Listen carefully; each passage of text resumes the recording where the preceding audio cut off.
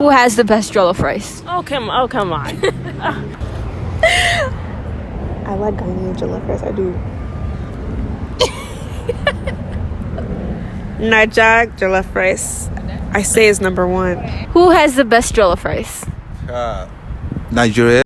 Who doesn't though? Like who like come on. All right. I'm not gonna lie. I've tasted Nigerian and Ghanaian. What about Senegalese, the pioneers of the jollof rice? Can we not? That is no argument. Nigeria. Wow. I would have never guessed. We don't. How's it go? Niger know they carry last. That's how it goes. Niger know they carry last. It means that like we're not gonna be last anything. Always first at everything. That's us.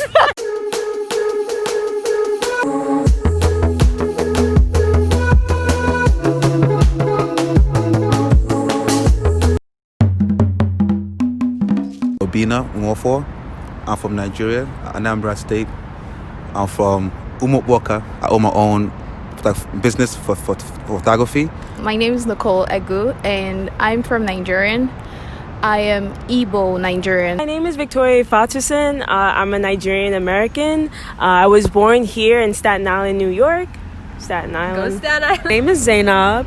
I am Nigerian American, born in Brooklyn, Brownsville, gang. And I grew up in Staten Island. The forgotten borough. And I lived in Nigeria for 4 years. My mom and my dad are from Nigeria, specifically Ondo State, specifically Akure. What has been your experience here as a Nigerian in America? I had a bad experience coming from America, honestly. So I came in 2004. Back then it was not cool to be African or Nigerian at all. So when I first came here, I had a bad experience. I was kind of bullied a lot. Like, I don't know what this thing was where being African just wasn't cool. And people didn't understand like my hairstyles sometimes, and that also is a part of like black culture, because I feel like growing up in America, I had this like dual identity of being both African, like Nigerian, but there's also black culture. I feel, well, when I was younger, I don't know, for those who like were around during like the 2000s era, it was a word that a lot of Africans were called. You African Blues Crasher, or you live in a hut. So I saw two different ways from that. It's very challenging, right? Yet adventurous, especially considering that I'm here on my own. My family is not here with me. Nigerians definitely weren't, or Africans in general, just generally weren't highly accepted amongst Americans. It got better because now that I'm Nigerian, people respect me now. So it's more like, you're Nigerian, oh my God, so cool. You're different, you're so awesome. But now growing up, you literally hear an Afrobeat song playing out of radio. I don't know. Then something happened. I wanted to thank Wizkid and Banky W for their hard work. Because in popular music and culture, the moment that people start seeing that, other places outside of America are lit, they have great culture, great music, it kind of like flipped the narrative. Like, now it's kind of lit to be African. Now you see people wearing the danshiki, you see people wearing the African culture. People are trying to make Nigerian food.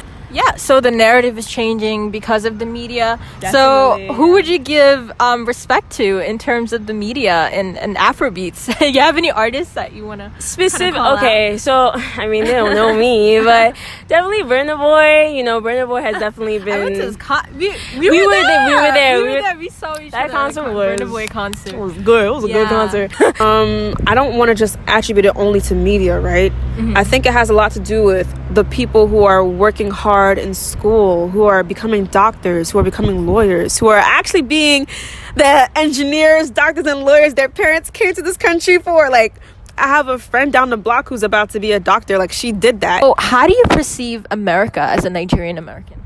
I perceive America. Ooh, that's complicated. A well-developed country, in comparison to Nigeria. Well-developed, a lot of opportunities. It's pretty much the immigrant's dream to come here. Right. So it's the immigrant's dream for an immigrant. Yeah. Immigrant dream for an immigrant. I receive it as a place of opportunity.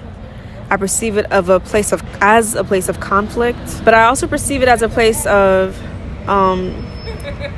good things, you know, like anywhere else in the world. I think anywhere else in the world has good things, but America also too has its good things. So I really see it as a great opportunity.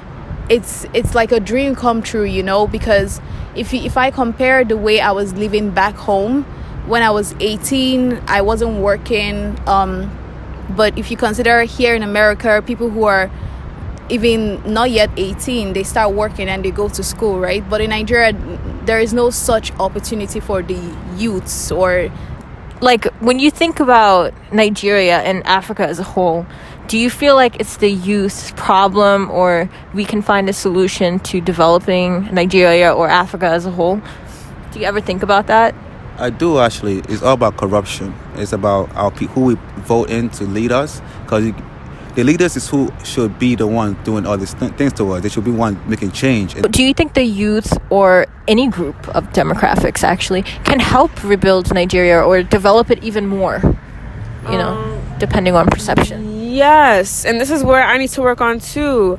I think youth definitely can. And I think, actually, I don't even think, okay, you asked me particularly youth, but I think no matter your age, you can help your people. Exactly. But particularly youth, I think, like myself included, it's very easy to get like swept up with the culture, and it's really important not to let culture like rule us. Also, it's good to appreciate it and to know the influence that culture has, yes, but it's also important to realize the power that we have as individuals to sway anything, culture included. And if we notice that right now culture is like a tool to help change the narrative of a certain people like us Nigerians, then we should utilize that tool to the best of our abilities. So in terms of corruption in Nigeria, you know, I meet a lot of Nigerians here in the US and even in other countries abroad. They're just doing amazing. Some of them open their medicine practices and such. They open a lot of businesses outside of here. So how do you feel about that? Do you think that it's important to also do it in their home country so that, you know, the people of Nigeria can reap the benefits? Right. It is very important. But again, it's the way our economy is structured. Because if you go back home, let's say has a doctor and you open your own practices back home, you might not help a lot of people than you would help a lot of people here, if you get what I mean. For example, let's say if you open a place in a doctor practicing in New York, right? There could be people from Jersey coming over to your place if they deem you credible and worthy, right? But in Nigeria, it's like it's hopeless. I really want to cry right now because it's really I don't know.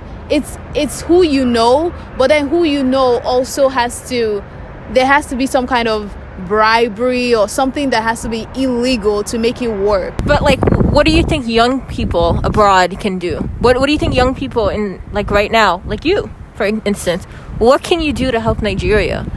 Can you do anything, I guess, is the first question. That's a good question. What we could do is we could take a stand, be leaders ourselves, and be the leader we want to see, be the leaders we want them to become, and go out there and become our own leaders and lead the country to, because like you said, we are the next generation. So since we are the next generation, we should be able to, you know, do something about it. For example, what I could do is, when I become a pharmacist, I could for sure open pharmacies in Nigeria. I'm also a leader too, so I could also be part of the governor in Nigeria. I could do a lot of things and stop corruption. For example, like I said earlier, once I establish myself here, it's all about standing strong, like having a very strong foundation before you go back home to do something that could last long. But if you're not investing in Nigeria, I feel like though you're forgetting the most part why you left Nigeria is to go and make a good life for yourself and bring it back home. That's why we all left, to make our country better. What about in terms of development though? Because, you know, the people that I've spoken to, they do speak about, you know, the flip side of all of the great things that Nigeria has to offer. Things like corruption and things that really aren't going that well. So what can Nigerians abroad, can they do anything, actually, is the first question. You heard me talk about scamming, right? I'm well aware of what Nigerians have the capacity to be and do in this life. Listen, see, all I say is this. With the negatives, there are there are many in terms of like the corruption, the government, the infrastructure. Slowly but surely, I guess we're starting in culture, pop culture, music, stuff like that, but I don't think it's stopping there. I think we're trying to rebuild currently Nigeria and other areas. Bright children who unfortunately have not so much of a hopeful future because of the corrupt government that is there. Being that there are more and more politicians that continue to come in and just ruin the country of Nigeria, it only kind of gives unsureness for Nigerians. In terms of investing in Nigeria and Africa, would you say that you're a bit hesitant about investing in Africa, or do you have plans to invest, or are you already investing in Nigeria? Okay, for me, I'm a little hesitant, but I want to invest in Nigeria. My only hesitation is the fact that I don't know who to trust. Since I'm so far away, I'm in America, people just steal from me and then deceive me and lie to me. It's my only issue. But if I find somewhere I could trust, and if I figure out a way to run a business in Nigeria, I will invest in Nigeria. I will invest in healthcare, in things to improve the country. I do want to invest in Nigeria because